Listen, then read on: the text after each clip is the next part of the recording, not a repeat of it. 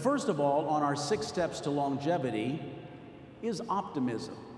We see a sense of optimism in these long-lived, healthy lives. And it's not that they're optimistic because they live to be 100. They probably live to 100 to a degree because they've been optimistic. How many of you would agree with me that there's people out there who are pretty much dyed-in-the-wool pessimists? Do you know these people, pessimists? And let me ask you, why did you marry them? Why did you do that? That doesn't make any sense. People who study this kind of thing tell us that once you're set, either as an optimist or a pessimist, you're pretty well set for life unless you purpose to change that, and only you are the one that can change it. Hey, bad things happen to everybody. We all have challenges. But would you agree with me, though? It's not what happens to you, but it's your response to what happens to you that really defines the journey of your life. Yes? Number 2 on our list is something called engagement. And that, in Japan, ikigai, means a passion for living, a reason to get up in the morning. Let me talk to the men for just a minute. Because men, at least in Western society, we often are our jobs. Would you agree with that? We get our identity by what we do. When 2 men get together, we say, hey, what do you do for a living? We figure each other out that way. Now, women can have careers, of course, but women also get their identities from relationships.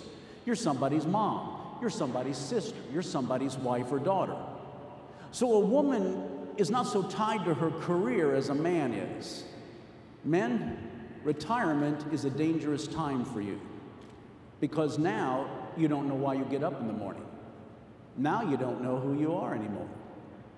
So it's important to have something you're passionate about separate from what you've been doing up to this point. By the way, it doesn't have to be something socially significant. It just has to be important to you. People who live in nursing homes do better if they have a plant or a little pet to take care of. Isn't that something? But that's how it works. Let me say this. Hobbies would be a total useless waste of your time if it wasn't for the fact that they're probably so good for your health. Number 3 on our list is activity and mobility. And if you're taking notes, your goal is about 150 minutes a week of moderate activity, such as a brisk walk, or 75 minutes per week of a more intense exercise, like using a treadmill or a stationary bicycle. That's per week, not per day. You all have 75 minutes per week, don't you? That's the place you need to be, or more, if you choose to do so. But most people have a long way to go when it comes to that. Listen to this. 1 out of 4 women that breaks a hip is dead within 12 months. 1 out of 3 men that breaks a hip is dead within 12 months because of the complications that set in when you can no longer be physically active anymore. One of the ways you can avoid breaking a hip is to stay active and stay mobile. It's one of the best things you can do to assure that you're not going to die before your time. Number 4 is something we call adaptation to loss. If you live to be 100, you lose people you care about. Spouses, siblings, friends, family. How many of you know people who are still mourning the loss of a loved one, and it's been 20 years now? Anybody know stories like that? Let me ask you, what good does that do the departed person? None. Would you agree that if they could come back, they'd say thanks, but enough already. Get on with your life. These folks who live to 100 and 100 healthy years have the ability to mourn appropriately, but then they bounce back and they get on with their life.